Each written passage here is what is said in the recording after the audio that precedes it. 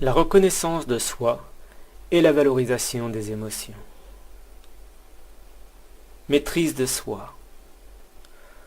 En la maîtrise de soi, on exerce sur soi-même la volonté de ne plus être manipulé par des forces sous-jacentes et adjacentes extérieures à nous-mêmes.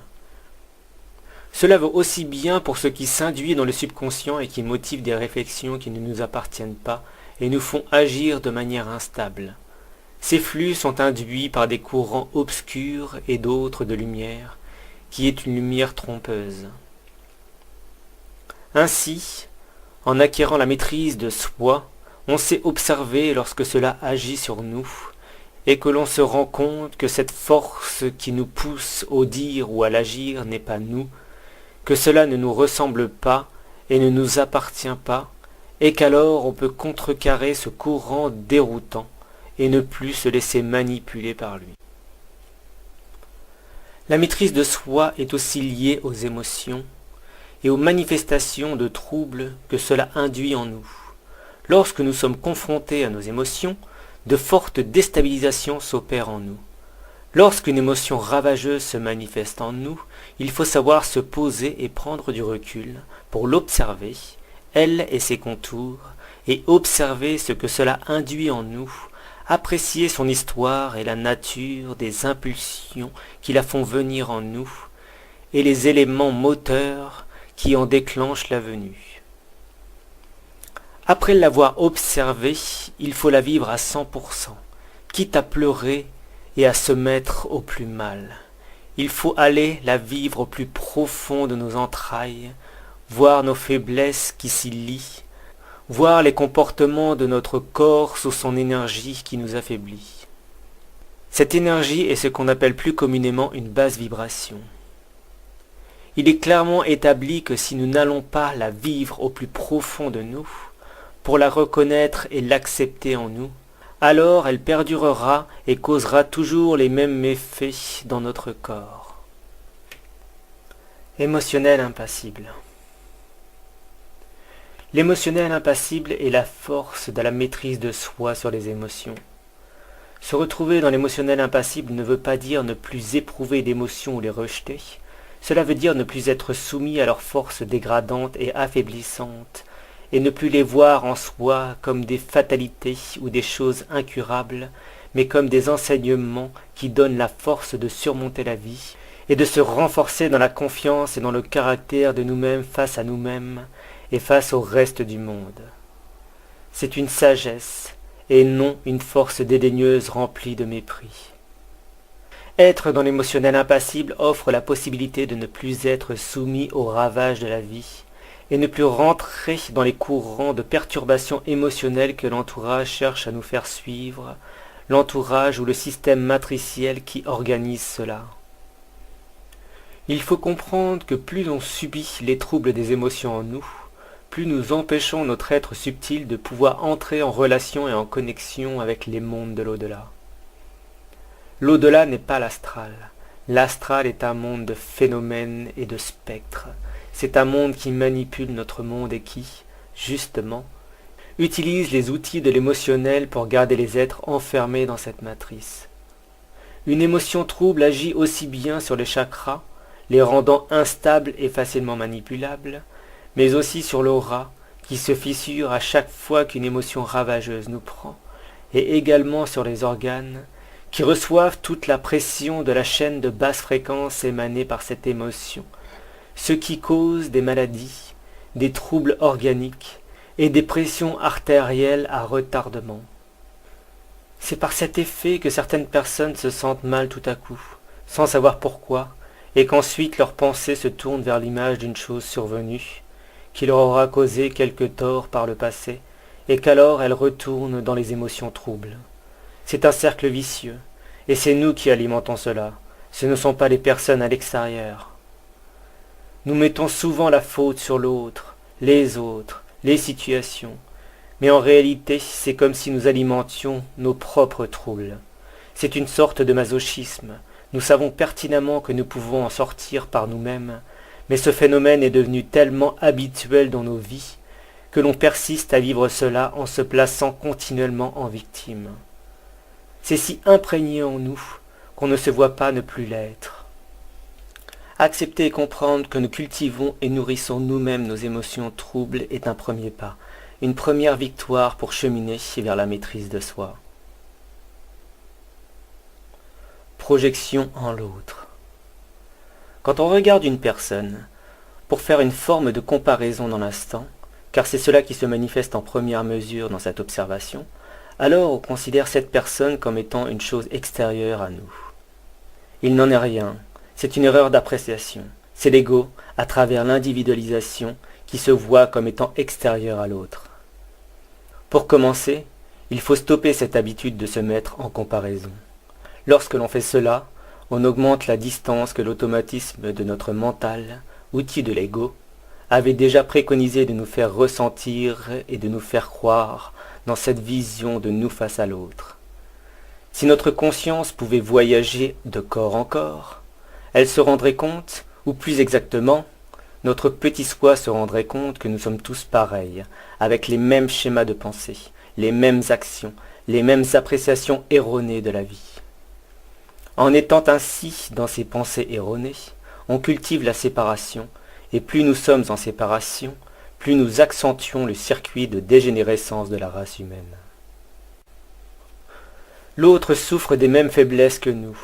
Si nous commençons à comprendre que c'est en faisant en sorte que l'autre puisse se guérir lui-même de ses troubles, qu'on invite tous les autres alors à le faire également, ainsi que nous-mêmes par répercussion, alors on comprend de suite l'utilité et l'importance de modifier nos comportements et de changer entièrement nos façons d'être et de communiquer avec les autres. Si je me dis que l'autre est moi, j'espérerai alors qu'il puisse arriver à l'autre ce que j'espérerai pour moi-même.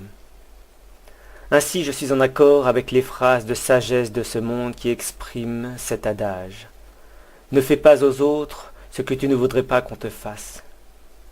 Ou alors, tournons cette phrase dans un sens plus régulier. Comporte-toi avec les autres comme tu aimerais qu'ils se comportent avec toi, et fais aux autres ce que tu espérerais qu'ils fassent pour toi.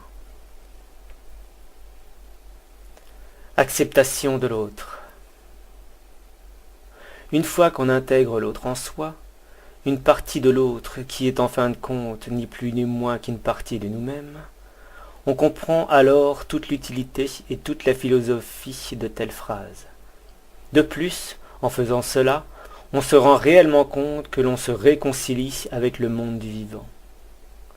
Dans ce schéma, on ne fait qu'allusion à l'hominidé, mais on se rendra vite compte que l'on peut associer cette pensée avec celle de la projection en l'animal, dans la plante et même dans tous les éléments que constitue la nature.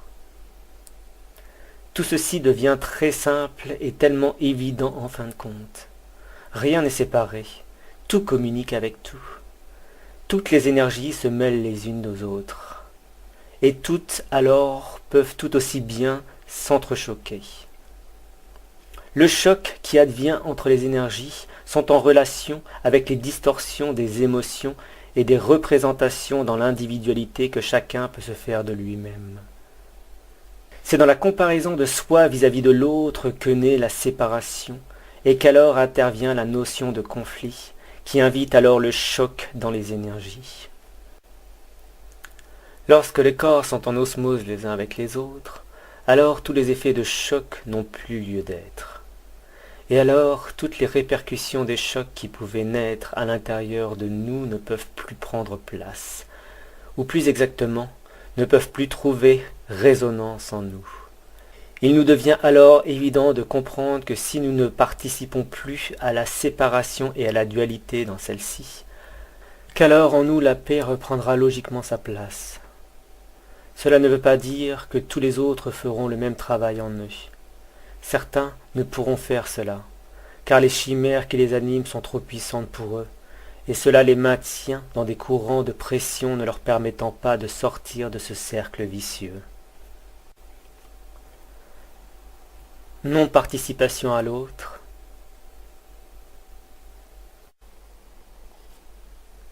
Se fondre dans l'autre afin de le considérer comme ce que nous sommes est important dans la recherche de la résolution des émotions. Mais il est convenable de ne pas se fondre dans la vie de l'autre. Nous avons, chacun à notre niveau, la nécessité de nous développer et de nous engager sur la voie de la résilience, mais nous pouvons réaliser que ce chemin est individuel avant toute autre chose. Surtout, nous devons percevoir que nous ne pouvons pas faire pour les autres. Celui ou celle, en plus du fait qu'il ne soit pas forcément enclin à réaliser ou à choisir la voie de ce chemin qui est le nôtre, sont établis dans une vision propre qui est la leur. Dès lors, il n'est pas convenable de forcer la main. L'autre doit suivre sa propre voie, et ce n'est certainement pas à nous de choisir pour lui ou de l'obliger. Si on commence à forcer les choses sur autrui, alors on ne fait que créer un champ de distorsion qui entraînera forcément une rupture. Il nous est profitable et agréable de partager aux autres, partager ce qui, pour nous, furent des éléments nous portant à la révélation de conscience, les enseignements que nous avons reçus de l'extérieur, ou de ceux qui furent infiltrés en nous dans notre esprit, à travers l'intelligence universelle, en passant par le biais d'une conscience, d'une force au-delà de nous-mêmes, qui nous est liée et nous accompagne, que nous ne sommes pas en mesure d'entièrement comprendre. Et c'est ce phénomène qui advient en nous qui nous offre les impulsions nécessaires pour que l'on puisse avoir un point d'appui stable en vue de voir à travers les voiles et les façades illusoires. Et c'est en cela que l'autre pourra avoir sa propre perception des choses. Dès lors, nous sommes invités à partager ce que nous avons reçu, produit de la conceptualisation de notre vision, tout en appréciant que l'autre ne le concevra pas forcément de la même manière. De cela, même si l'autre commence à vivre ou vit actuellement des choses troublantes et contradictoires, il ne faut surtout pas essayer de l'accompagner ou de s'intégrer à sa vie. Bien au contraire, il faut comprendre cela, s'en éloigner et s'en détacher, pour le laisser vivre ce qu'il a à vivre. Ça ne nous appartient pas, ça lui appartient en propre. Valorisation de l'autre. Depuis de nombreuses générations, on a tendance à voir l'autre comme quelque chose de très éloigné de nous, quelque chose de totalement contraire. Alors, dans cette vision et ce conditionnement automatique, on exerce une forme de rejet sans forcément s'en rendre compte. Il est plus que profitable pour nous de voir l'autre comme s'il était nous, dans un autre espace corporel, un autre corps. En se mettant en l'autre, on conçoit qu'il n'est pas différent de nous. Il vit lui aussi ses douleurs et ses faiblesses, ses craintes et ses peurs. Si on se fond en l'autre, alors on est plus à même de comprendre ses actes et ses réactions.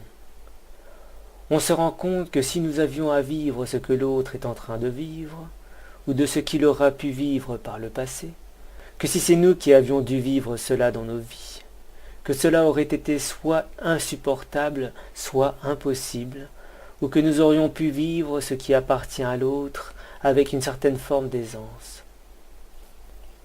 Dans ce procédé, on peut déjà commencer à percevoir une partie de ce que peut ressentir l'autre dans les schémas de sa vie et dans les troubles qui peuvent s'y manifester. Mais ce que nous pouvons ressentir en cela ne veut pas dire que c'est l'exactitude de ce que pourrait ressentir l'autre en lui. En effet, nous sommes tous identiques, mais bien différents à la fois. Et cette diversité fait qu'on ne peut pas savoir comment l'autre reçoit et ressent les choses. Mais le commencement de cette projection de nous en l'autre nous éveille déjà au phénomène de l'empathie, ou l'améliore et le fait mûrir chez ceux dont cette capacité s'était déjà révélée. Dans cette approche, on comprend très facilement que nous sommes invités à considérer l'autre et de ne plus le voir comme séparé de nous, mais comme notre prolongement qui expérimente la vie à sa manière, avec ses caractéristiques propres dans ce qui est sa morale, l'état de sa corde sensible, et la capacité qu'il peut avoir à surmonter les choses avec sa propre force, ou de se sentir obligé d'appeler à l'aide.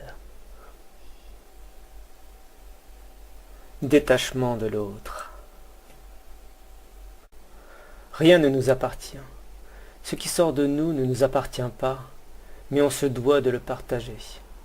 De la même manière, toute forme en extérieur à nous-mêmes déjà ne nous appartient pas, que ce soit les objets ou les personnes, mais en plus de ça, la valeur que l'on met dans la relation, qui dépose un point d'attache dans celle-ci, cela ne nous appartient pas plus que le reste. Dans la relation, il y a toujours cette valeur qui prend place dès le départ. Et même, dans la majorité des cas, elle se met en alliance entre les êtres bien avant que la relation débute, parce que l'un des deux, ou plusieurs, aura commencé à choisir de se mettre en relation avec une personne ou plusieurs, et aura alors instauré dans les liens d'attachement cette forme contraignante qui se développe dans les énergies et qui crée cette forme de pression dans le corps, comme une forme de magnétisme instable et déstabilisant. Tout ce mécanisme se relie, bien évidemment, directement avec le flux des émotions en nous. Et c'est ce mécanisme alors qui engendre la perturbation en l'être lorsque de possibles séparations peuvent advenir, ou que la personne, considérée comme possédée, s'en va pour aller dans une autre relation, même si celle-ci ne pouvait en rien écorcher la première. De ce phénomène naissent les jalousies, les rejets, les comparaisons de valeurs et bien d'autres circuits de déroute qui poussent l'émotionnel à mal et créent, en règle générale, le conflit et entraînent la destruction. Ainsi, on peut tout à fait comprendre que, dans cette approche de clarifier l'émotionnel en nous, nous ne pouvons plus alimenter ces structures instables en nous. Avec évidence, si on chemine, ou que l'on veut réellement cheminer dans cette direction, et enfin se libérer de ces troubles ravageurs en nous, il est évident que l'on doit alors faire une résilience prononcée sur tout cet ensemble toxique, élément de putréfaction en nous.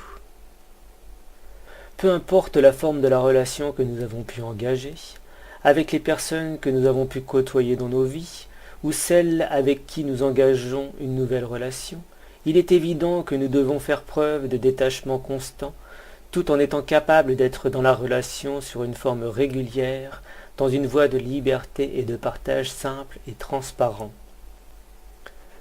Se détacher de l'autre alors est aussi bien primordial pour notre propre sauvegarde de ce que nous avons choisi de faire et d'être, mais également pour l'autre, car en cela on annihile les flux de prédation que nous conservions dans nos relations, vampirisant l'autre, mais de même, l'autre alors ne pourra plus trouver de faille en nous, espérant pouvoir nous absorber nos énergies dans cette même pratique.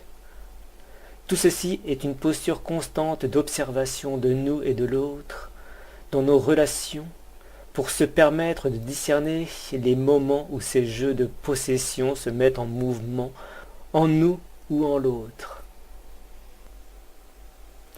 Observation de la modulation des émotions.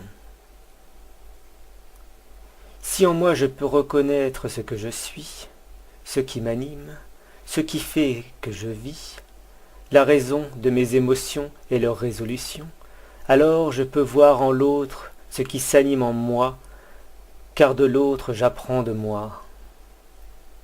Si d'amertume je cultive une dissonance en moi, en l'autre je formule cette dissonance, et alors elle me reviendra avec fracas. Il ne me reste alors plus qu'à lisser ce qui me perturbe, pour ne pas le faire refléter en dehors de moi sur autrui. L'observation de soi en l'autre est un enseignement prometteur pour ma conscience. Il faut savoir s'extérioriser de soi-même. Il faut comprendre que nos émotions et notre corps ne nous appartiennent pas. Que tout ce qui se manifeste dans ces deux corps, le corps émotionnel et le corps physique, vient juste pour perturber notre vie. Alors, si on se détache de nous-mêmes et de ce que l'on est, et que nous reconnaissons que le corps est quelque chose qui ne nous appartient pas, que ce n'est pas nous, et que nous sommes au-delà de cette forme, alors on le perçoit comme extérieur à nous. Cela se réfère à sortir entièrement notre conscience de notre corps, et de se regarder comme si ce n'était pas nous, que ce que nous observions serait quelqu'un d'entièrement extérieur à nous.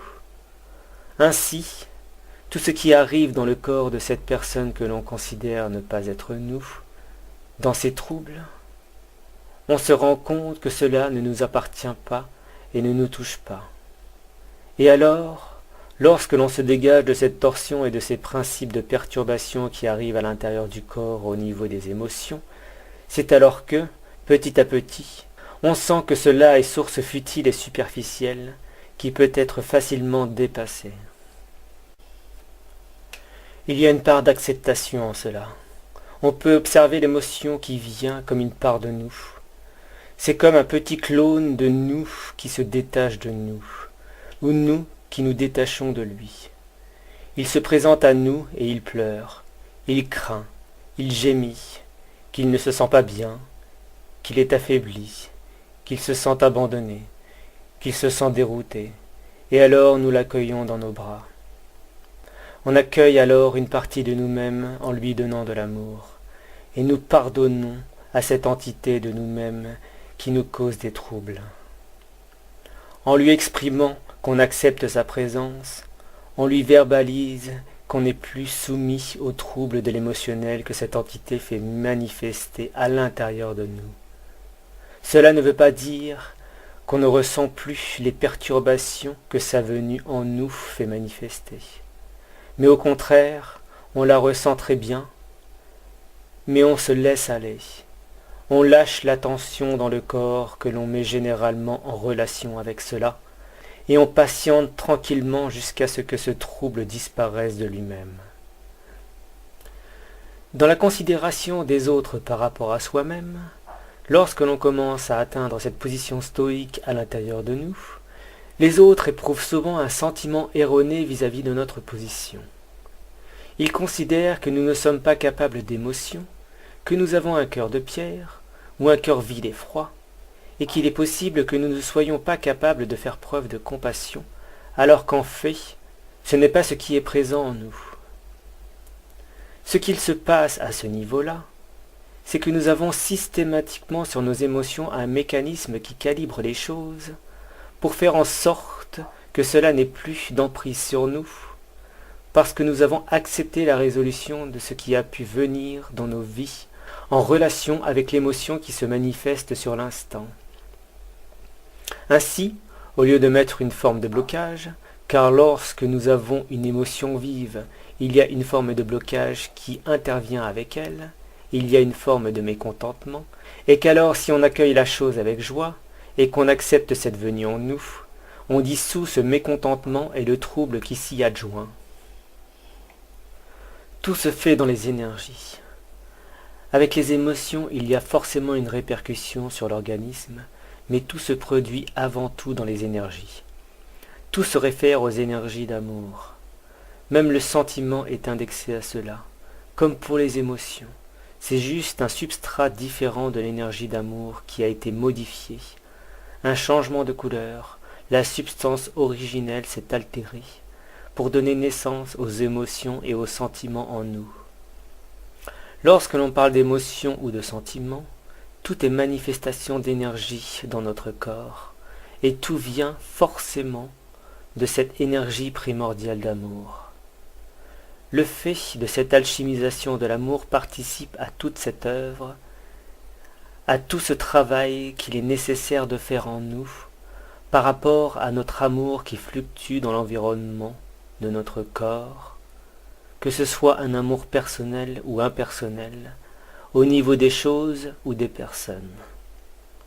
Et même au niveau des gens les plus tordus qu'il peut y avoir dans le monde, l'amour qui se dégage de nous est aussi fait pour les atteindre, et cela nous permet également de faire un travail sur les émotions et les sentiments. Lorsque l'on arrive déjà à transmuter les sentiments et les émotions, on peut ensuite arriver à les transcender, et après on peut y mettre le feu. C'est le feu du cœur, cela vient du cœur uniquement, et c'est le cœur vraiment qui transcende et qui enflamme tout le reste. Ça enflamme les sentiments et les émotions, et toutes les scories qui étaient avec. Le détachement de soi est l'une des valeurs à prendre en compte pour exercer cela, suivi de l'acceptation, de la manifestation de la chose en soi, ceci s'accompagnant par l'observation de cette manifestation en soi, de ce qu'il se passe à l'intérieur de nous. Il y a la profondeur, ce fait d'aller chercher au plus profond de soi, trouver dans les moindres recoins les traces de cette manifestation, de sentir la chose, mais tout en étant détaché. C'est comme lorsque l'on observe quelqu'un, et que l'on sait faire preuve d'empathie en observant la personne, et que l'on comprend, et que nous pouvons alors ressentir les troubles qu'elle a à l'intérieur d'elle, et voir ce qu'elle n'arrive pas à débloquer. Ce peut être des choses que nous avons déjà dépassées nous-mêmes, ou des choses que nous vivons encore également, ou des choses que jamais nous avons eu à vivre. Ainsi on devient son propre psychologue, à nous observer nous-mêmes, et ensuite on se lance dans ce travail avec les énergies qui nous traversent, toujours ce principe des énergies, et cet amour, cette merveille, cette force qui contient la mère aimante et le père aimant qui s'intègrent dans cette transcendance en nous. C'est le feu cosmique, la fille et le fils ardent de feu, de flamme, qui brûle toutes les scories, qui brûle son corps, qui explose toutes les ornières qu'il peut y avoir autour de nous. Il y a une partie qui ne nous appartient pas dans cette transcendance. C'est que nous faisons un travail de fond dans la matière, et c'est une fois que nous avons organisé ce travail de fond, qu'alors déjà on invite cette énergie cosmique à venir accompagner ce travail, donc dans la transmutation, et que lorsque l'on arrive à un calibrage de cette œuvre, et qu'on a commencé à percevoir quand l'émotion revient systématiquement, en se basant toujours sur une seule et même émotion, et que petit à petit on se rend compte qu'elle fluctue au niveau des formes de troubles qu'elle exerce en nous, on finit par se rendre compte qu'elle commence à diminuer en puissance et en intensité. Et c'est alors que l'on sait que la transcendance n'est pas loin. Lorsque cette transcendance arrive, ce n'est pas nous qui exerçons cette transcendance, c'est le feu cosmique qui se débrouille tout seul en nous, à travers le feu du cœur. Nous n'avons strictement rien à faire à ce niveau-là. C'est alors nous qui faisons l'approche du travail pour inviter cette espèce d'osmose en nous, cette dégradation du trouble qui se manifeste. Lorsque la douleur devient trop intense, que l'émotion alors vient nous rattraper, cela alimente le point de rupture de l'équilibre intérieur. Et c'est à ce moment précis qu'il faut s'extérioriser de soi-même en considérant que cela n'a aucune importance et que nous acceptons la douleur qui prend forme en nous. Nous pouvons assimiler cela à la pratique du chaman ou du fakir qui se met en situation de douleur et qui anticipe la douleur tout autant qu'il la maintient à l'intérieur de lui. C'est une manière de se renforcer, mais également une manière de faire le travail sur soi. En travaillant sur cette douleur qui s'en vient, nous devenons aptes à pouvoir travailler sur les autres douleurs. C'est un cap à passer. Ceci se réfère au même principe que ce qu'exercent les personnes qui suivent des disciplines d'arts martiaux, que ce soit le kung-fu, le shaolin, la boxe thaï, le taekwondo ou d'autres pratiques de ce genre. Les enseignements poussent le pratiquant à forger le corps, pour qu'il soit beaucoup plus résistant, en l'adaptant également à acquérir une certaine souplesse. Dans la philosophie générale de ces disciplines, profondes et mystiques, on pousse les combattants déjà à fortifier leur corps, mais aussi à fortifier leur mental, et en fortifiant leur mental, ils fortifient leurs émotions. Ainsi, ils ne sont plus tributaires d'une dispersion des émotions lorsqu'arrive un choc. Ce qui est à réaliser au niveau des émotions, c'est un travail identique. L'émotionnel s'apparente à la venue vers nous d'une personne dans la rue, qui s'engagerait dans notre direction pour nous agresser. Comment allons-nous réagir par rapport à cette venue? Est-ce que nous partirons dans la rage, dans une forme insultante qui invite le conflit, ou est-ce que nous allons accepter la circonstance et ne pas réagir, restant stoïque par rapport à la situation? En ne renvoyant pas une force contraire, nous n'alimentons pas de possibles sources conflictuelles.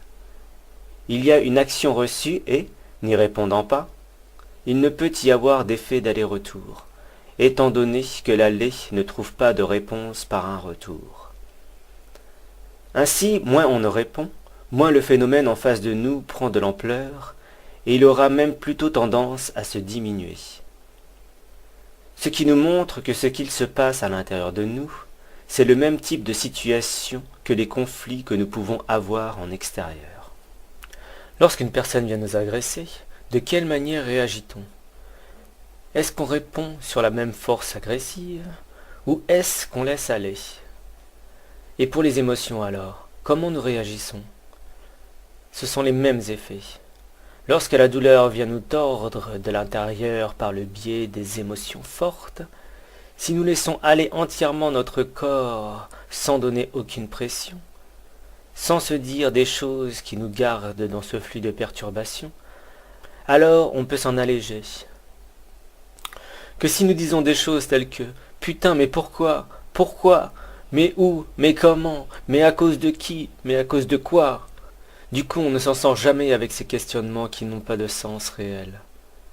Si nous nous détachons de notre corps et que nous ne répondons pas à cette manifestation, alors on commence à alléger la tension que cela vient animer. Il n'y a pas de réponse à chercher sur nos questionnements du pourquoi. Il suffit de laisser aller et on passe à autre chose. Dès que nous émettons des blocages, la chose persiste et trouve résistance en nous. Mais surtout, elle revient en permanence et peut devenir de plus en plus insoutenable et incontrôlable. Et c'est en cela qu'on se rend compte que c'est la même chose pour les agressions extérieures. C'est nous qui leur donnons une importance et une permanence en nous et autour de nous. Pour la personne qui nous agresse, si nous lui répondons, cela la satisfait, et elle continue alors à alimenter cette agression. C'est une complaisance pour elle de voir que l'on répond à son agression. Elle sait alors que ça nous déstabilise et diminue notre équilibre global. Certes, il peut y avoir des cas spéciaux, mais en règle générale, si on ne répond pas, le phénomène s'éteint de lui-même. Il y a abandon. Il n'y a aucune réponse, donc ce n'est plus utile d'essayer de titiller l'autre. Plus nous répondons toujours aux agressions, plus elles trouvent une utilité à rester présentes dans notre sphère de vie. Il y a une persistance constante, et certaines fois une évolution jusqu'au point de rupture. Le point de rupture est une crise ou des rixes, ou encore des cas de perte totale de contrôle. Nous sommes obligés de traiter les émotions au cas par cas. On ne peut pas se dire que l'on pourra en traiter plusieurs en même temps. Il faut réellement en choisir une qui nous semble être la plus contraignante et mettre beaucoup d'attention dans notre volonté à la faire stabiliser en nous. L'idéal est d'être en situation. Lorsqu'arrive l'émotion que l'on a choisie, alors nous devons mettre toute notre attention dessus avec cette intention de la clarifier. Dans cette même optique, il est important de faire la différence entre les sentiments et les émotions, car ce sont deux choses bien différentes. Le sentiment est quelque chose que l'on a enregistré à l'intérieur de soi. C'est ce qui fait naître par la suite le flux des émotions, dans le sens où, n'étant pas en situation émotionnelle, lorsqu'un sentiment se fait ressentir, tout de suite après arrivent des émotions qui sont liées à ce même sentiment. J'ai le sentiment qu'il va m'arriver quelque chose. J'ai le sentiment que je vais recevoir un choc. J'ai le sentiment que l'autre ne m'aime pas. Ce sont des choses que l'on valide en nous et qui s'imprègnent dans le mental au niveau intellectuel. Ceci est souvent lié au fait que nous avons reçu des informations provenant d'émotions qui nous ont traversées avant, ou d'informations reçues par télépathie, par une pensée analytique qui souvent ne nous appartient pas, ou encore par la bouche ou les mots de quelqu'un d'extérieur à nous-mêmes. Les émotions, quant à elles, sont toujours furtives. Ce sont des choses qui arrivent comme un effet flash. Ce sont des choses inattendues. Il n'y a pas eu forcément le sentiment ou la réflexion de leur approche avant leur venue, quoiqu'elles puissent naître certaines fois du sentiment. Ce ne sont pas des choses qui sont permanentes, c'est de l'impermanence. Cela vient nous troubler de temps à autre, mais il y a des phases de la vie où elles n'existent pas, où on les zappe. Le sentiment, lui, est permanent. C'est l'intellectualisation d'un trouble déjà connu ou de la possible venue d'un autre trouble. Suivant comment se modulent les émotions en nous, cela altère les sentiments. Cela modifie la perception que nous pouvons en avoir. Suivant ce que nous vivons à chaque instant, cela les renforce ou les diminue. Cette altération sera en décrescendo à partir du moment où nous engagerons ce travail de transmutation en nous, ce qui aura pour effet de lisser les émotions et de nous donner le sentiment qu'elles n'ont plus autant d'emprise sur nous. Ceci calmera et apaisera une certaine partie en nous. Lorsque l'on se trouve dans le sentiment d'une chose qui peut arriver, alors l'émotion s'invite avec ce sentiment. C'est une des phases dans lesquelles on peut se permettre de se placer en tant qu'observateur. C'est comme lorsqu'une émotion arrive de manière furtive. On sait que c'est à ce moment-là qu'il faut porter notre regard et notre attention dessus. C'est un exercice de style, un cas pratique, comme on le dit si bien dans les enseignements. Alors, dans ce cas pratique, il faut se mettre en condition totale, c'est-à-dire le dégagement de nous-mêmes, l'extériorisation, l'acceptation, le pardon, l'intégration, l'accueil, l'intégration dans le sens où cette émotion serait comme une personne à part entière, tout en étant une partie de nous, une personne que l'on différencie de nous-mêmes et qui se trouve à l'intérieur de nous. Nous l'écartons de nous, on s'écarte d'elle-même, puis on la prend dans nos bras et on l'accueille. Cela part du sentiment et cela se termine dans l'émotion. Ainsi, on canalise l'émotion en exerçant une transmutation sur elle, dans ce même mouvement pensé. Ainsi la peur, le rejet, le regret, l'amertume, beaucoup de choses qui forment ce circuit de tension que l'on doit calmer à l'intérieur de nous, se trouvent être diminuées au fur et à mesure que l'on exerce toutes ces résolutions de résilience. La résolution de tout ceci n'est pas bien compliquée à comprendre. Plus nous restons ankylosés dans les émotions troubles, plus nous sommes en faiblesse. Cette faiblesse se présente à nous sous de multiples facettes. Ce que l'on constate en premier se trouve au niveau du corps. Les tensions qui s'animent en nous provoquent aussi bien des troubles dans les parties nerveuses du corps que dans les troubles pouvant se manifester dans les organes. Souvent cela se range dans l'estomac et la partie supérieure du côlon, pour ensuite descendre au niveau des gonades, qui sont les testicules et les ovaires, tout en passant par les reins. Et l'autre région sur laquelle agissent les émotions instables se situe dans les parties fréquentielles dans le corps et au-delà. Les organes ont tous une fréquence qui leur est propre, et qui se dévalorise lorsque les émotions les touchent. De même, l'ensemble du corps subit cette perturbation généralisée. Cela a pour conséquence d'affaiblir aussi bien l'ensemble homéostatique du corps, mais également le champ aurique qui sert de préservation du corps. Le champ aurique est ce qui se réfère à l'aura, à l'énergie qui se trouve autour du corps. Tout ceci a pour conséquence de laisser place à des maux ou à des agressions extérieures. Les cancers ou d'autres maladies plus ou moins virulentes adviennent à cause de ces détériorations dans le corps. Ainsi, on peut comprendre la raison et l'utilité de calibrer nos émotions, tout autant que la nécessité de pouvoir atteindre une forme d'émotionnel impassible en nous. Comment détermine-t-on ce que peut représenter l'émotionnel impassible ? La nécessité que nous avons de nous placer dans la vie nous offre certaines difficultés dans la majorité du temps. Nos émotions sont des freins sur nos parcours, et nous nous retrouvons tous plus ou moins amoindris lorsque de forts troubles occasionnent des chutes de morale au quotidien. Nous aimerions pouvoir nous libérer volontiers des tensions que ces émotions font émerger en nous. Dans nos vies de tous les jours, nous avons la possibilité de pouvoir améliorer ces troubles, les réduire et les lisser, afin qu'ils ne soient plus impactants lorsqu'une émotion liée à la marque d'un souvenir récurrent remonte à la surface et vienne perturber notre état. L'émotionnel impassible est un cheminement psychologique permettant à l'être de pouvoir dépasser ces chocs, offrant la possibilité de ne plus être mis sous pression lorsque les émotions surviennent. Les marques des chocs de la vie, des situations accidentelles, des pertes ou des ruptures sont une tare pour la bien-portance de l'être, et il semble impossible pour certaines personnes de penser pouvoir faire disparaître ces choses. Les faire disparaître est réellement impossible car, une fois qu'une telle chose est inscrite en nous, son souvenir et sa répercussion sont toujours plus ou moins importants et présents. Si nous désirons améliorer la venue de telle chose, en faisant en sorte de plus en être impactés, ou d'en diminuer la portée en nous, nous pouvons le faire grâce à ce procédé qui nous invite à nous affirmer en nous-mêmes. C'est avant tout un travail de la personne sur elle-même. Pour évoluer dans ce schéma, la personne doit acquérir une certaine détermination afin d'espérer réellement réaliser cela en elle. En règle générale, une personne qui est à bout, qui ne peut plus supporter ces influences en elle, est prête à entamer cette forme de guérison. En effet, les maux et les douleurs de l'émotionnel en l'être se considèrent facilement comme des éléments maladifs. Donc, ils demandent une guérison certaine. Peu importe comment arrive une douleur dans le corps, l'aspect et la forme importent peu. Ce qui est le plus important est de pouvoir améliorer l'état homéostatique de la personne, son équilibre psychologique, émotionnel et organique.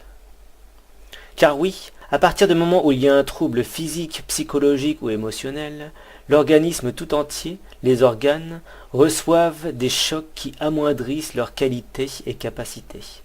C'est une répercussion logique dans tout le corps. L'estomac garde imprégnées au plus profond de lui les traces de ces intrications émotionnelles qui traversent le corps et, si cela n'est pas traité, ces traces organisent un affaiblissement général de ce qui environne cet espace dans le corps. Nous savons aujourd'hui que tout le corps est impacté par une faiblesse généralisée par l'intervention d'un événement douloureux. Et pour traiter cette faiblesse, l'être a besoin de se concentrer sur lui, sur les éléments qui causent ces tensions en lui, et l'empêchent de pouvoir vivre librement. Une fois que l'être atteint petit à petit l'émotionnel impassible, cela ne veut pas dire que les émotions ne le traversent plus, ou encore qu'il les bloque ou les rejette. Cela veut dire que sa réaction à leur venue n'est plus du tout aussi sèche, instinctive et violente.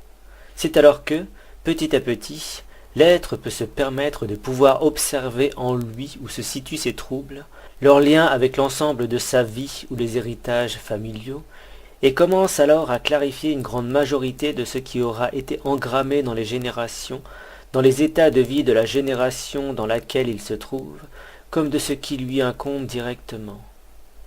Tout cet ensemble n'est qu'une succession d'événements qu'il sera à même de transmuter pour finalement les transcender.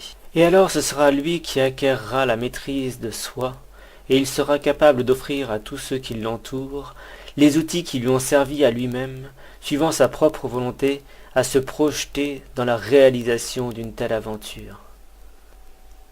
Qu'est-ce que représente l'émotionnel impassible ? Ceci est une action qui se veut lisser les émotions lorsqu'elles surviennent. Comment faire ? Tout simplement, lorsqu'une perturbation émotionnelle vient s'immiscer dans l'instant vécu, elle agit sur nous et influe sur les parties nerveuses et sensibles. Dans cet instant, il faut observer ce que cela induit en nous et s'extérioriser de l'instant, ne donner aucune importance à cette manifestation et se mettre en observation de nous-mêmes et de ce qui se manifeste sur et en nous.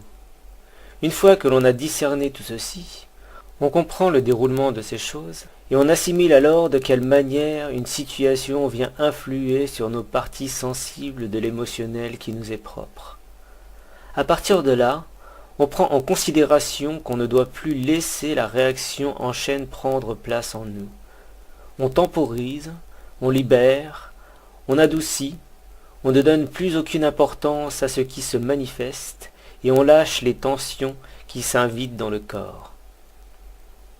Tout ce processus se fait par étapes. Tout ce qui est cité en l'instant ne peut se faire ou se réaliser sur une seule venue de l'émotion qui advient. Il faut avoir la patience et la détermination de clarifier cela. Et de même, ceci ne s'exerce que sur une émotion à la fois. Il vaut mieux éviter d'essayer d'aller trop vite et de faire sur plusieurs à la fois, sinon le travail en soi sera bâclé. Une fois que l'on a atteint toutes ces étapes, à la suite de cela, dès qu'une même situation émotive vient à nous, elle n'aura que la manifestation de la répercussion par automatisme de sa présence sur nous. Et cela, le côté automatique instinctif de préservation, Nous ne pouvons pas le faire disparaître. C'est un mécanisme régulier qui est lié au cerveau reptilien. Mais à la suite de cette venue instantanée, on ne donne plus corps à cette manifestation et elle ne peut plus influencer sur notre état car nous la considérons comme une influence extérieure qui ne cherche qu'à nous déstabiliser et nous affaiblir, alors nous n'y répondrons tout simplement plus. Mais avant d'arriver à cela, il faut la vivre intensément, aller jusqu'au bout de nous-mêmes et de la laisser nous envahir jusqu'au point de rupture. Une fois qu'on a entièrement intégré cette émotion en nous, qu'on ne la voit plus comme une souffrance mais comme un point d'appui à notre stabilité intérieure, après son développement et le regard différent qu'on lui attribue, elle peut être apaisée et lissée. L'émotionnel impassible est donc le fait de recevoir l'émotion, de la laisser se manifester en nous, de l'observer et de la comprendre, d'apprécier ce qu'elle cherche à induire sur nous, de ne plus y répondre par des torsions internes et de n'en donner aucune importance. Ainsi fait, au bout d'un temps, la personne ne réagit plus, elle sait adopter une stature stoïque sans pour autant être vide d'émotion. La valeur de l'émotion. Il faut comprendre que l'émotionnel est très utile. Il est d'une importance capitale pour nous dans nos expériences, mais il a tellement été accentué et altéré dans les ondes de fréquences très très basses, qu'il est devenu une arme qui agit contre nous. L'émotionnel est un outil de base pour le corps humain, pour se développer et pour partager, pour communiquer et pour formuler des choses en nous. Et il y a tellement eu des dégradations de ce système-là qu'il sert beaucoup plus à maintenir les gens dans cette espèce de circuit infernal du trouble, dans ces espèces de pressions physiques et émotionnelles qui mettent à mal l'être, qu'on pourrait presque oublier qu'il est certaines fois agréable de les voir se manifester. Et c'est aussi ce qui nous a amené une forte amnésie, qui a poussé l'être à ne pas voir que cet outil était là pour nous servir et transmuter les possibles troubles en nous. Une fois que l'on a transcendé les émotions, cela ne veut pas dire qu'elles ne sont plus là. Être dans l'émotionnel impassible ne veut pas non plus dire ne plus ressentir les émotions, les occulter ou les rejeter. Cela veut dire qu'on a toujours ces mêmes émotions qui viennent. Ce ne peut être autrement, ça revient toujours en permanence, mais c'est qu'alors elles ne peuvent plus causer de troubles en nous, aucune douleur ne peut les accompagner. Ainsi nous les voyons revenir dans nos vies, et nous les observons encore, tout en étant en confort durant leur venue. Et on ne fait alors que les regarder passer, sans y être attaché. On reconnaît la signature vibratoire de l'émotion qui passe, et on peut se rendre compte que cela nous ramène à une sorte de flashback, qui nous montre les états altérés dans lesquels nous pouvions être auparavant, lorsque nous étions soumis à leurs forces perturbatrices. On ne se laisse plus avoir. C'est comme si nous étions en train de faire un parcours, une randonnée ou une piste de ski, une descente à vélo dans une forêt ou une virée en kayak dans un torrent. Dans les premiers passages, il y aura quelques endroits que nous aurons du mal à franchir, ou encore des endroits où nous aurons subi des chutes plus ou moins désastreuses. À plusieurs reprises sur ces mêmes passages, on sent que cela est délicat, et on rechute ou on essaie de se maintenir stable. À force de persévérance, on se rend bien compte que c'est une épreuve déterminante pour nous. Et au bout d'un moment, soit on continue à être en résistance et à éprouver les mêmes difficultés, soit on commence à avoir plus d'aisance, et on finit par prendre de l'assurance et ne plus chuter. Cela devient plus confortable pour nous. Alors on aura deux choix qui se présentent à nous. Soit esquiver les endroits qui nous semblent compliqués et insurmontables, soit on foncera en plein dedans, quitte à chuter de nombreuses fois, afin d'enfin pouvoir les surmonter et trouver une belle aisance à les franchir par la suite. Nous pouvons esquiver ces parcelles difficiles de temps à autre, lorsque l'on sent que l'on n'est pas adapté, qu'on ne se sent pas en forme et que l'énergie n'est pas assez présente en nous, lorsqu'on est trop endormi ou trop affaibli en fin de journée, ou encore lorsque les circonstances ne sont pas adaptées pour nous permettre de prendre la chose avec discernement. Mais lorsque nous sommes en pleine possession de nos moyens, alors il nous est primordial d'aller de l'avant. La vie nous montre juste comment on doit s'adapter par rapport aux circonstances, autant de ce qu'il y a à l'intérieur de nous qu'à l'extérieur. S'il y a une forme conflictuelle par rapport à une situation, que ce soit la déroute d'un passage pendant un exercice sportif, ou que ce soit une confrontation avec une personne dans la rue, ou que ce soit une tension d'un sentiment passé, que ce soit n'importe quoi, à chaque fois, c'est exactement le même combat. C'est un combat avec nous-mêmes, avec nos propres valeurs personnelles. Quand on se revalorise, une chose qui est également importante dans ce cheminement, car lorsqu'on est souvent en train de se dire « je ne suis pas capable de faire ci, je ne suis pas capable de faire ça, je n'y arriverai jamais, c'est trop dur », rien que le fait de dire ces choses nous impose à nous-mêmes des énergies de blocage, des barrières qui deviennent infranchissables tant que nous ne changeons pas de point de vue. Cette action alors est un dépassement de soi-même, un dépassement de nos propres forces et barrières. La force que l'on équilibre en nous, ceci nous appartient. Nous n'avons pas besoin de faire en sorte que les autres le perçoivent. Ça nous appartient. Les personnes extérieures à nous ne verront pas ce qui s'anime réellement en nous. Ils peuvent nous prétendre être de faibles personnes ou le contraire, mais en finalité, il n'y a que nous qui savons les positions que nous avons face aux choses et aux situations diverses de la vie. C'est seulement à l'instant où on se retrouvera en état d'exposition à exercer la force de maintien qui est en nous, face aux autres, qu'ils auront l'occasion de se rendre compte de la stabilité que nous adoptons face à une situation. Ainsi, seule la position adoptée et nos réactions montreront aux gens ce que nous sommes réellement. Ils n'auront plus d'autre choix que d'accepter que nous ne sommes pas ce qu'ils avaient pu songer que nous soyons.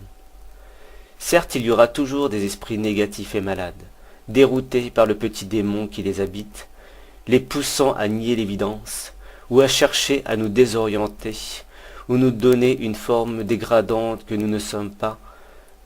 Mais c'est à cet instant précis qu'il convient de rester humble et sûr de ce que nous sommes, et de ne pas nous laisser manipuler par le jeu de prédation qui prend place devant nous, par cette manipulation perfide que ces personnes exerceraient. Il est de nature évidente que si l'on regarde une personne sur un aspect extérieur, il est impossible de savoir ce qui se trouve en elle, que cela puisse déterminer sa force, sa volonté ou sa faiblesse, comme bien entendu les degrés et les variations qu'induisent l'émotionnel en elle. Dans la majorité des cas, la personne elle-même n'est pas réellement en mesure de pouvoir déterminer ou quantifier le degré que cela vaut, ou de donner une valeur à ce qu'elle ressent en elle. Ces ondes sont tout simplement des fréquences d'énergie qu'on ne peut évaluer avec les simples notions que nous possédons, qui manquent cruellement d'une vision et d'une perception claire de cela. Lorsque les flux se manifestent en nous, il est nécessaire de se mettre en anticipation. La douleur vient et prend place en nous, nous savons ce qui va advenir, car toutes les traces émotionnelles s'inscrivent dans ce qu'on appelle le corps émotionnel, et ainsi l'ensemble du corps de l'être reçoit l'information sur tout ce qui entoure la manifestation et le phénomène qu'induit une émotion en nous. L'émotion prend la forme d'une empreinte dans ce corps, mais cette empreinte nous pouvons la diluer et la rendre translucide. Quand nous sentons alors qu'une émotion va arriver ou qu'elle monte, en se mettant dans un état d'observation, on laisse le corps recevoir cela et on l'abandonne entièrement à cela avec toutes les réactions qui adviennent devant la venue de cette émotion, et nous savons que même la douleur que cela fait naître en nous ne nous appartient pas, et on s'extériorise de tout ça en comprenant que ça ne nous appartient pas, que ce n'est pas nous. Forcément, il y a un mécanisme qui se juxtapose à cela. L'ego manifeste une forme de trouble vis-à-vis de la posture que nous essayons d'adopter. Il ne se sent pas bien face à cela, car il est dans la crainte de tous ces phénomènes qui accompagnent l'émotion et sa force. Ça lui donne un sentiment de perte de stabilité intérieure, de perte de contrôle, de perte de lui-même, et c'est la projection de la personnalité, le conditionnement inscrit en nous qui nous fait croire que notre corps c'est tout pour nous, et que sa perte est la pire des choses qui puissent nous arriver. C'est une forme de préservation animale alors qui se dessine en l'être au travers de l'ego qui craint sa perte. Il se sent en perdition et nous pousse à nous sentir mal, alors qu'au contraire il nous est profitable de lâcher prise sur l'ensemble de ce qui vient. Le moi, ce que je représente, l'aspect que j'ai et que je dégage, mon visage, mon corps, ma beauté, la valeur que j'ai mise sur ce que je suis, ou sur ce que je pense être dans ce corps, le sentiment de moi, toutes ces choses mettent une valeur qui pousse l'ego à préserver cela, car il ne connaît que ça, et qu'au-delà du corps de matière c'est le vide, et que ce vide fait peur. Abandonner tout ça est une grande difficulté pour la personne. Et c'est pourtant ce qui permet à l'être de pouvoir se révéler et dépasser les troubles de l'émotionnel. Lorsque l'on s'abandonne, lorsque l'on se détache de la personne, de ce que l'on pense être dans la matière, alors on libère notre conscience de cette obligation de conditionnement qui nous pousse à croire que nous devons nous agripper à ce corps et à tout ce qui se manifeste en lui, et bien évidemment également aux douleurs qui s'y matérialisent. On abandonne la forme, on laisse cela vivre sans croire que ça nous appartient. On lâche prise sur la forme. En s'extériorisant entièrement de notre corps et de la personne, de tout son aspect, de tout ce qui émane de nous, nous percevons qu'on revient vers la conscience de ce que nous sommes au-delà de ce corps, et de fait, même si le corps venait à dépérir ou disparaître, cela n'aurait plus d'importance. Mais ce sentiment-ci et l'intégration de cela est un aboutissement de la résilience sur les émotions. Une fois que nous avons atteint les degrés les plus hauts et les plus troublants des émotions, comme la peur et la mort par exemple, c'est qu'alors nous avons compris que la vie, l'existence se situait bien au-delà de ce simple corps, et que sa perte n'est que la continuité de ce que nous sommes, dans un autre état et un autre aspect. Ce qui a peur, ce n'est pas nous, c'est l'ego en nous qui craint de perdre ce qu'il est, à travers la personne et les multiples personnalités qu'il s'est créées au fil du temps. C'est juste un modèle d'expérimentation qui se situe dans la matière. Nous nous identifions à cette chose-là, à travers l'ego et son mécanisme, à travers les automatismes qui le régissent, mais nous ne sommes pas cette chose-là, ou plutôt, nous sommes bien plus que cela. À partir du moment où on s'extériorise de cette chose, nous comprenons avec évidence que toutes les souffrances qui se manifestent dedans ne nous appartiennent pas. On le sent, on le vit, mais ce ne sont que des phénomènes qui interviennent pour nous ramener à cela, à cette réalité et à cette vérité. La conscience accompagnée par l'énergie d'amour altérée pour expérimenter, c'est ce qui est d'utilité pour nous ramener à cette conscience-là, celle de pouvoir déterminer et concevoir que l'on doit dépasser ces notions simplistes et ces croyances que nous ne sommes qu'une personne dans un corps de matière. Toutes les douleurs intervenant de par l'émotionnel sont d'utilité de nous pousser à revenir à l'énergie d'amour primordial, celle qui est allégée et en harmonie avec toute l'existence et tout le créé. C'est un retour à l'énergie primordiale et subtile qui se manifeste en toute chose. Quand on se retrouve confortablement déposé dans cette énergie d'amour qui nous stabilise, alors on ne peut plus se considérer par rapport aux douleurs qui viennent à nous, et on dépasse alors ces phénomènes pour passer un cap. La chose la plus importante dans cette résolution des émotions, dans cette résilience, est de rester au présent, de garder un point d'appui constant dans l'instant présent, et de faire en sorte d'éviter de faire des retours sur le passé, et de rester attaché à des choses s'y afférentes.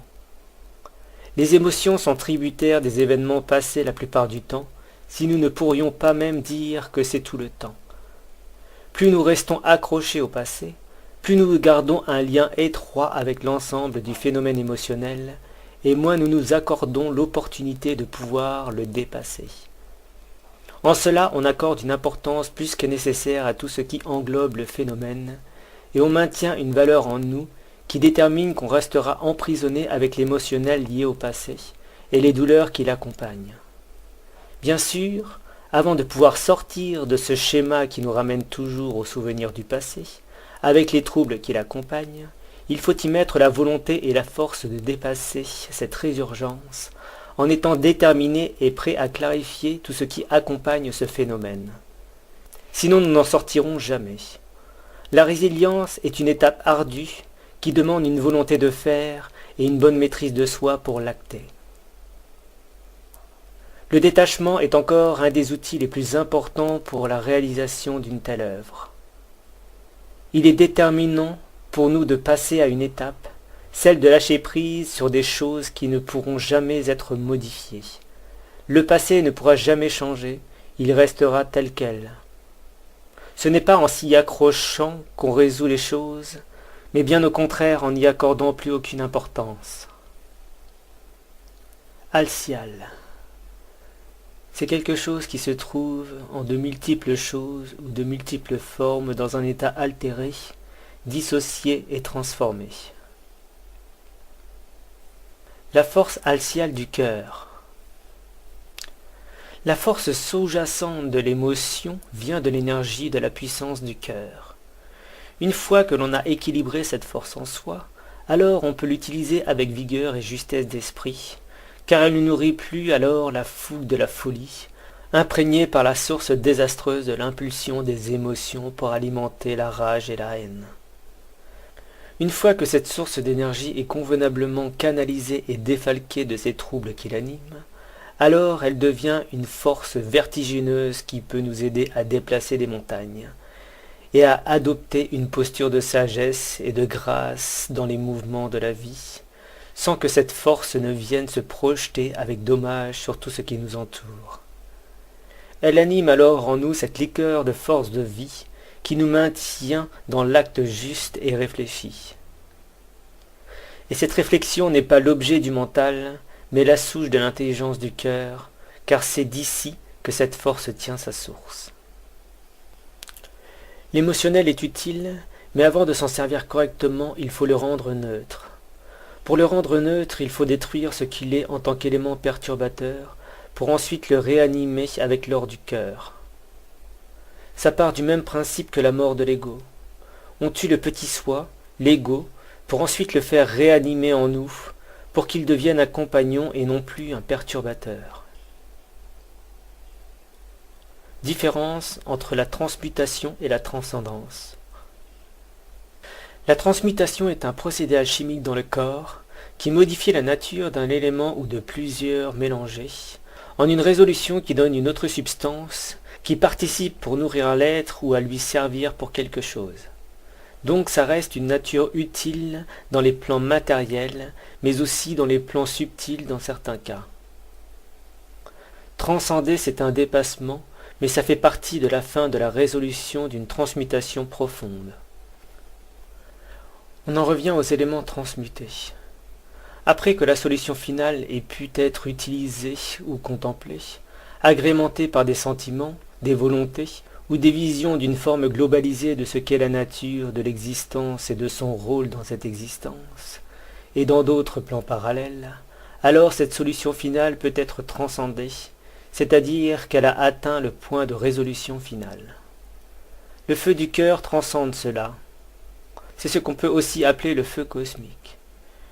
Une fois tout cela brûlé, il n'est plus nécessaire de le garder en soi, il ne reste que la mémoire du passage et du déroulement de l'alchimisation d'une ou de plusieurs choses associées.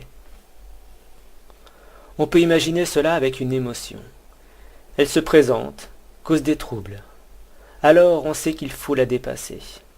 On fait en sorte de l'observer dès qu'elle arrive et de voir tout ce qui organise sa venue. On va chercher et puiser au plus profond de nous pour voir ce qu'elle peut atteindre, et où se taire toutes ces parties qui s'accrochent sévèrement à nous, afin de garder une trace de tous ces cheminements qu'elle opère en nous, et de comprendre ce qui se met en mouvement lorsqu'elle advient, pour essayer de renaître à un moment dans notre vie, pour persister comme une perturbation en notre intérieur. La transmuter, c'est alors cette recherche, car dans cette recherche, on élabore un plan d'action pour rechercher toutes ces traces et les formules de sa venue. Dans cet acte, on commence à comprendre quel mécanisme fait qu'elle vient, et qu'est-ce qui est lié à ce mécanisme. Plus on l'observe, plus on la laisse nous envahir dans cette observation, quitte à pleurer fortement ou à nous mettre en rage, on prend consciencieusement du recul après avoir craché ce qui perturbe, et on l'accueille en nous, en assimilant que rien n'est grave dans sa venue, sa nature ou la nature de ce qui l'a fait naître.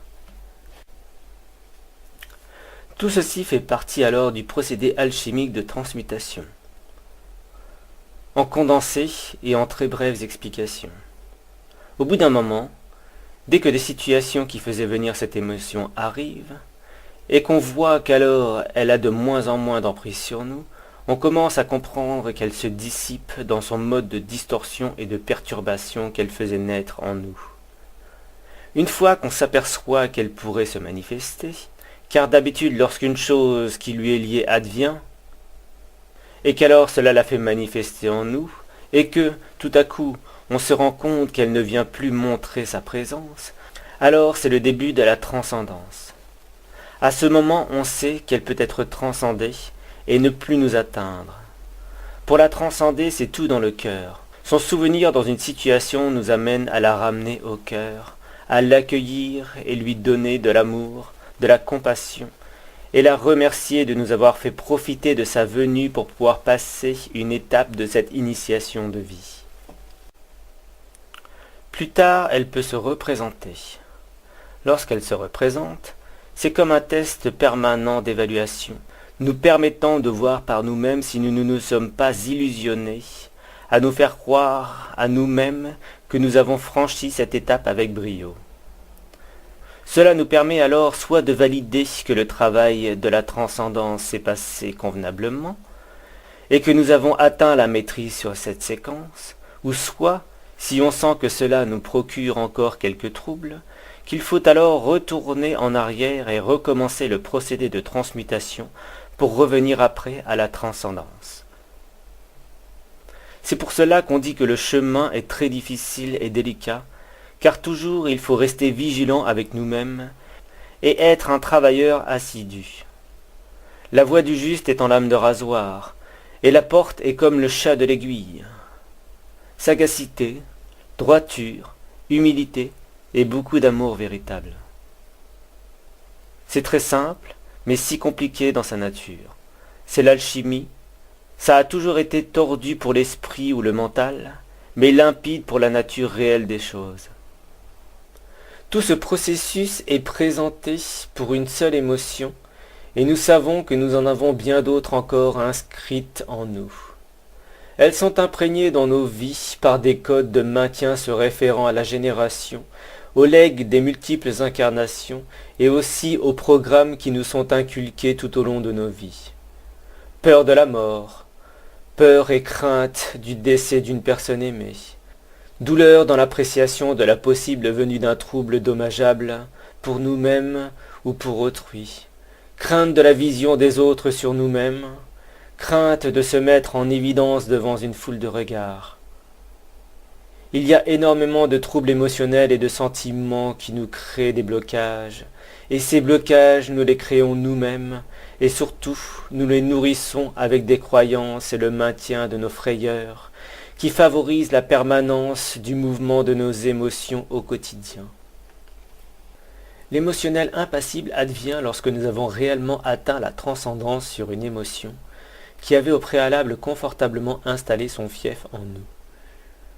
Et alors, après avoir œuvré avec détermination sur tout ce qui avait ouvert des brèches dans nos parties sensibles, nous nous retrouvons dans le confort d'avoir dépassé un niveau et surtout de pouvoir voir revenir chacune de nos émotions troublantes dans ce test permanent d'évaluation de leur résolution totale, car cela nous met en joie et nous maintient confortablement positionnés face à cela.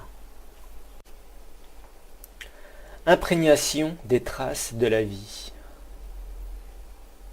Les traces du passé, ou même des vies antérieures, peuvent sembler indélébiles, infâmes et impossibles à diluer dans le courant de la vie. Malgré toute bonne volonté, elles nous collent à la peau, l'air de nous faire comprendre qu'on ne pourrait s'en défaire. Nous ne pouvons pas refuser ces choses. En fait, Nous devons voir cela comme une chance, celle de les voir s'inviter encore dans nos esprits et nos émotions et de les comprendre. La chance de pouvoir clarifier tout cela en soi. Il nous est nécessaire d'observer toutes ces choses en profondeur et de réaliser tous les impacts qu'elles sont capables d'engendrer sur tout l'ensemble de ce qui nous entoure et nous constitue. Ensuite, il nous faudra savoir accepter cela, tout, peu importe la forme. Pour suivre, il nous sera primordial, de grâce, de pardonner tout cela, de comprendre quelles étaient les réelles utilités de toutes ces manifestations.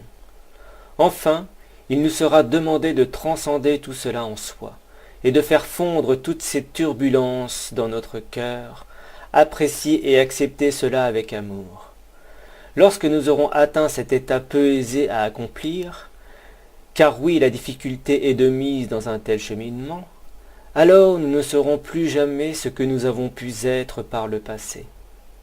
Et rien, plus rien de ce qui fut ne pourra nous atteindre, plus aucune émotion perturbatrice ne pourra nous envahir et nous troubler, même l'espace d'un instant. Nous aurons atteint la conséquence de l'émotionnel impassible.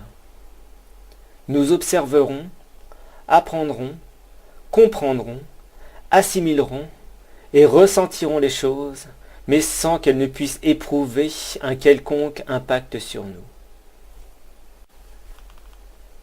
Une fois tous nos problèmes n'en étant plus, nous renaîtrons de nouveau et nous entamerons alors un chemin vers la voie du juste et vers l'amour véritable. Tout notre passé ne sera plus que de vieilles feuilles mortes ou des failles consumées dans un brasier, qui auront été la création de notre propre volonté créatrice déroutée dans une période de notre vie. C'est ce renouveau alors qui nous mènera vers la vertu et vers l'harmonie des éléments en soi. Une fois que nous aurons dépassé les pouvoirs de la dualité, de la peur, de la possession, de la souffrance, alors nous serons des êtres révélés et régulés, prêts à atteindre des niveaux vibratoires dont nous n'avons même pas idée. Résurgence de la pensée dans la négation. Souvent, il nous revient des pensées négatives vis-à-vis de nous-mêmes ou vis-à-vis des autres. Cela fait alors logiquement une répercussion instantanée sur le sentiment en nous, qu'il soit dirigé envers nous ou envers autre chose, ce qui a pour effet d'inviter des émotions avec cette venue. En cela, il ne faut pas rester intégré à ces flux de distorsion. Ceux-ci ne viennent que pour faire en sorte d'essayer de réalimenter cette même pensée négative que nous avions pu cultiver par le passé, ou qui a toujours essayé de venir nous pousser à l'intégrer dans notre sentiment d'une chose, d'une situation, de nous-mêmes ou encore d'une personne. Il faut bien comprendre que ce phénomène reviendra toujours percuter l'esprit et la pensée humaine pour faire réagir l'être et le ramener à un état de déstabilisation. Ceci se réfère à ce qui fut exprimé plus haut par le retour permanent qui nous permet de déterminer le fruit de notre travail, dans la compréhension que ces retours ne servent que de test, de base de repère, nous donnant la possibilité de voir et d'apprécier notre position et surtout notre stabilité face à ce retour. Jamais personne ne pourra faire disparaître les traces du passé dans les mémoires de sa psyché. Rien n'est en mesure de pouvoir faire disparaître ces mémoires, si ce n'est dans des cas d'accidents violents entraînant des amnésies profondes. Mais personne ne pourrait conseiller à quiconque de passer par un accident violent pour espérer perdre une ou plusieurs mémoires du passé beaucoup trop perturbants. Il est certes évident que certaines personnes seraient favorables à cela, étant donné la douleur qui s'anime en eux, et la difficulté qu'elles peuvent éprouver tout au long de leur vie, au travers de nombreux chocs qu'elles auront pu avoir à subir dans leurs existences. C'est pour cette raison que la résilience à faire sur soi est importante également.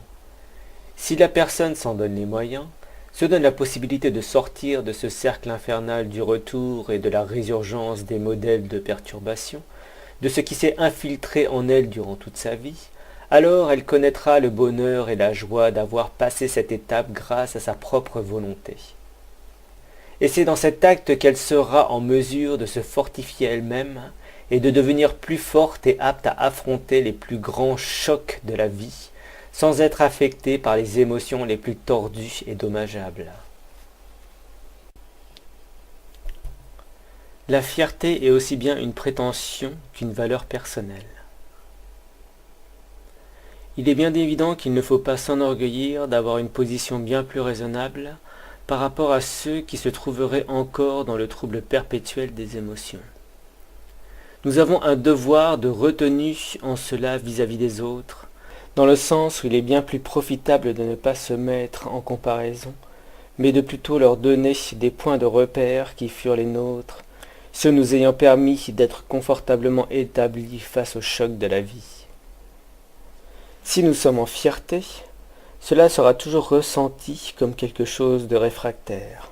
Ce ressenti fera naître le sentiment duel dans la personne et une impression de supériorité et d'infériorité.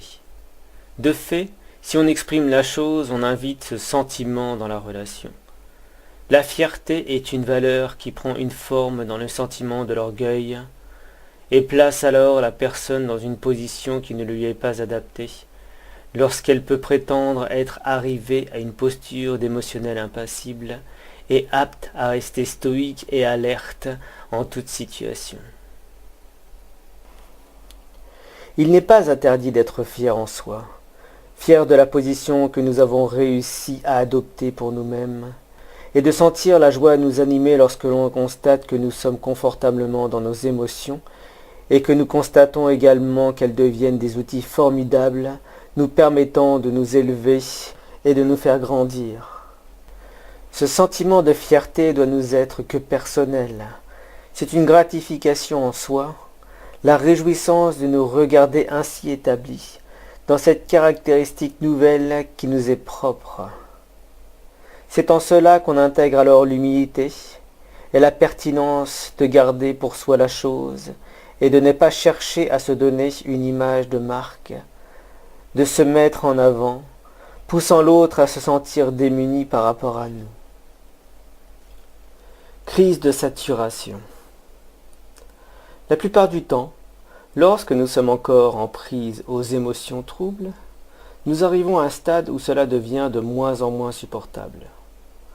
Beaucoup font en sorte d'essayer de relativiser, ou de passer à autre chose, ou encore d'encaisser le choc sans trop se plaindre. Mais il y a des cas où la pression qu'engendre la venue d'une émotion forte devient tellement insupportable que le corps s'affaiblit et entraîne avec lui la perte de contrôle en nous. Un corps qui n'est plus capable de supporter une tension extérieure ou intérieure finit par tellement s'affaiblir qu'il en devient totalement impossible de pouvoir en reprendre le contrôle. L'être peut tout de même essayer de résister à cette perte de contrôle dans une forme d'extériorisation. Mais la plupart du temps, ce qui advient dans le corps est tellement oppressant que la personne ne se sent plus la force, et alors elle se laisse aller dans l'abandon. Ceci engendre une crise de situation qui entraîne à une perte totale de contrôle.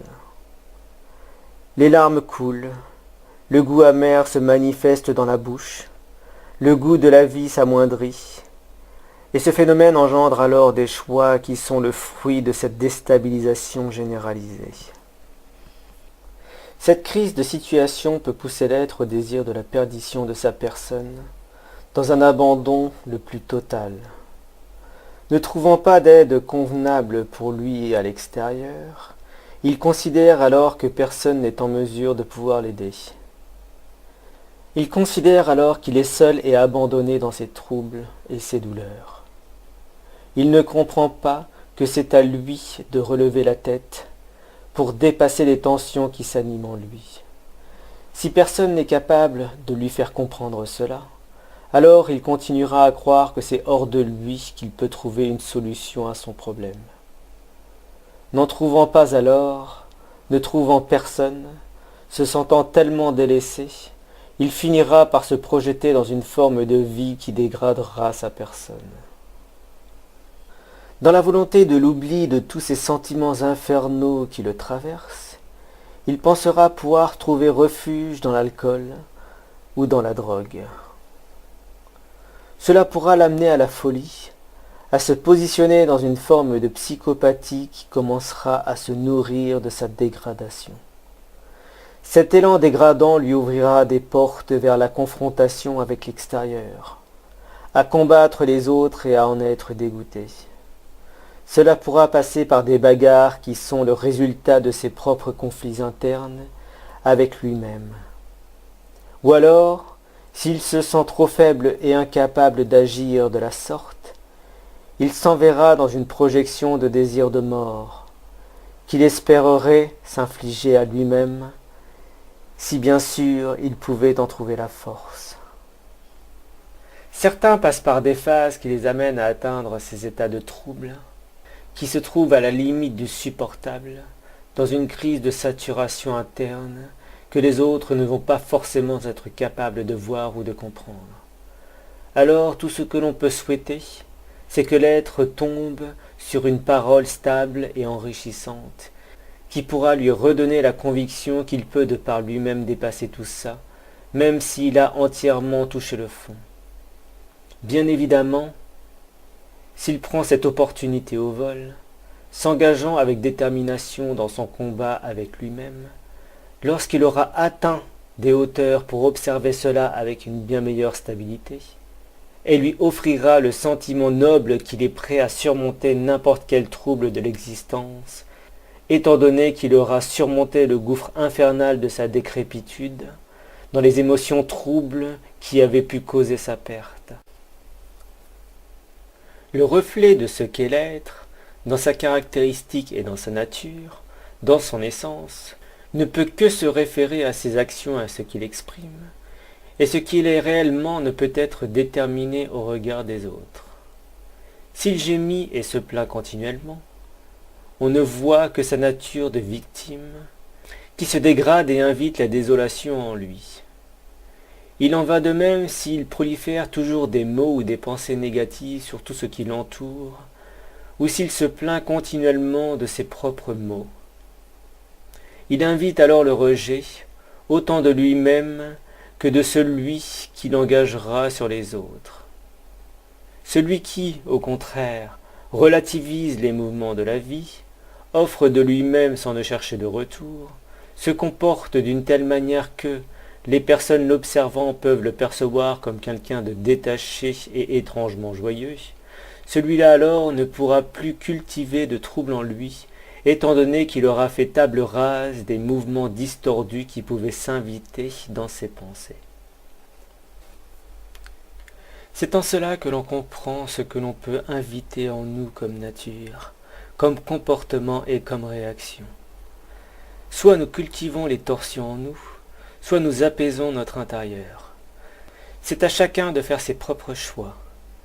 Nul autre que la personne ne peut choisir pour elle-même la voie qui lui semble la plus profitable. On abandonne la lutte. On n'oppose plus de résistance intérieure, on vit simplement. Conscience positionnelle et situationnelle, courant d'énergie. Il est des états où nous sommes dans l'incertitude de ce qui se manifeste en nous et autour de nous. Nous aimerions savoir si notre pressenti pourrait nous accorder une étincelle, nous permettant de pouvoir concevoir et même de comprendre ce qui s'intègre en nous. Lorsqu'un frisson nous traverse, concernant une autre personne, que cela nous semble déstabilisant ou non, dans un sens qui pourrait nous amoindrir ou nous faire palpiter, nous cherchons à comprendre cette manifestation en nous. Mais généralement, on ne trouve guère de solution de résolution à cette énigme. C'est une chose que trop délicate, qu'on a de cesse de se revisionner dans notre esprit de réflexion. Il y a des manifestations internes qui ne sembleraient pas demander que l'on en recherche la nature réelle, car, même si nous pouvons émettre des perceptions assez fines de la chose, il n'en reste pas moins que nous restons bloqués sur des mesures qui sont propres à notre compréhension suivant notre état personnel. Compréhension qui, de plus, ne peut être partagée étant donné que tout à chacun a sa propre perception des choses, suivant sa structure d'éveil personnel, son cadre d'appréciation basé sur une morale, et en vue de son état vibratoire. Ainsi l'on ne fait que retranscrire cette manifestation avec les colorations que l'on peut se permettre d'y intégrer, afin de s'en donner une forme mentalisable, nous permettant de mieux comprendre les raisons qui, pour nous, font que cet événement vient à s'intégrer à cet instant dans le parcours de nos vies. C'est une logique digitale de l'être humain de donner raison aux manifestations qui le traversent, mais ce n'est que brève formule, une lecture dont les mots seraient écorchés. Car l'imperceptible l'est par définition, et vouloir lui donner forme, c'est déjà essayer d'en changer la nature, et alors de lui donner des proportions moindres la plupart du temps. Lorsque cette étincelle de vie nous traverse, nous prétendant qu'elle advient pour nous faire comprendre qu'une autre personne serait peut-être en corrélation émotionnelle avec nous, nous donnant à penser qu'elle serait sûrement la personne idéale pour une relation de couple, dans notre pensée personnelle, car dans l'esprit de l'autre ne se manifeste pas forcément cette même pensée. Alors on se laisse à croire que cette énergie grandissante ne peut être que cela, qu'elle se manifeste sûrement, et de manière déterminée et certaine en nous, pour que l'on imagine que c'est cette volonté qu'elle veut prendre en nous. Cette volonté d'engendrer l'attirance dans un sentiment d'amour. Mais, dans certains cas, on peut vite se rendre compte, avec une longue période de vécu, qu'en fait elle n'était intervenue, cette énergie créatrice et perturbatrice, que pour nous faire découvrir la face cachée d'une réalité de nous-mêmes, nous faire comprendre que nous serions encore en train de nous égarer de la formule qu'elle faisait résonner en nous. Nous sommes, tous en grande partie, enclins à éprouver des difficultés à comprendre toute cette danse vibrale qui nous entoure et nous déstabilise. Mais nous devons comprendre que ce qui est à vivre, en ceci, c'est de savoir se laisser aller sans résistance lorsqu'elle se manifeste, car elle est celle qui nous gouverne. Et quand bien même nous soyons quelque peu rebelles vis-à-vis de cette forme d'exigence, nous pouvons comprendre que, si elle nous pousse à nous retrouver dans une certaine situation, ce n'est pas dans un désir de nous faire éprouver de la souffrance, mais plutôt de nous faire comprendre que l'on fait fausse route.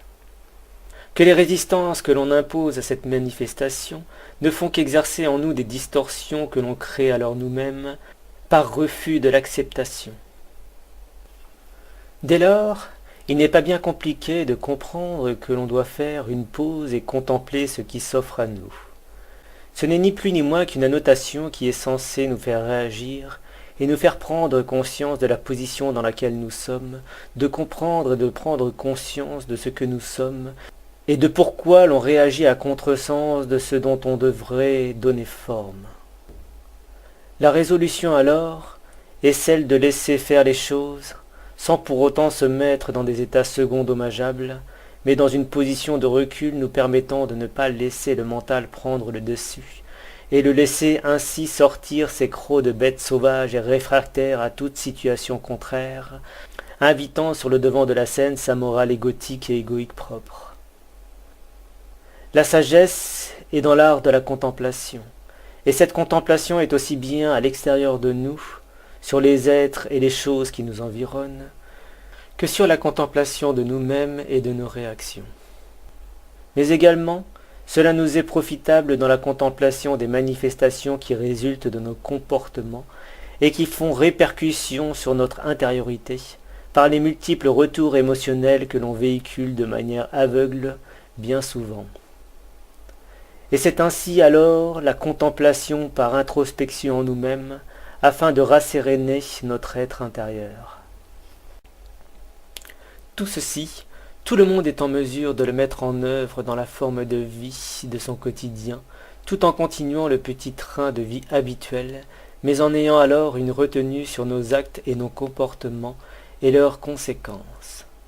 En ayant surtout une vision très limpide sur cette force majestueuse qui nous gouverne, cette force d'amour qui régit nos vies, on entreprend alors de se permettre d'accepter qu'elle soit la maîtrise sur nous-mêmes, et non pas nous sur elle. La laisser alors s'exprimer à travers nous avec légèreté de vie, laissant sa force lumineuse se projeter en nous et à l'extérieur de nous, est la résolution la plus convenable que l'on puisse adopter. Et cette force n'est autre que l'amour véritable, à ne pas confondre bien évidemment avec l'amour sentimental de l'être, qui lui est souffrance dans les émotions et les sentiments. La sagesse du cœur nous dira quoi ?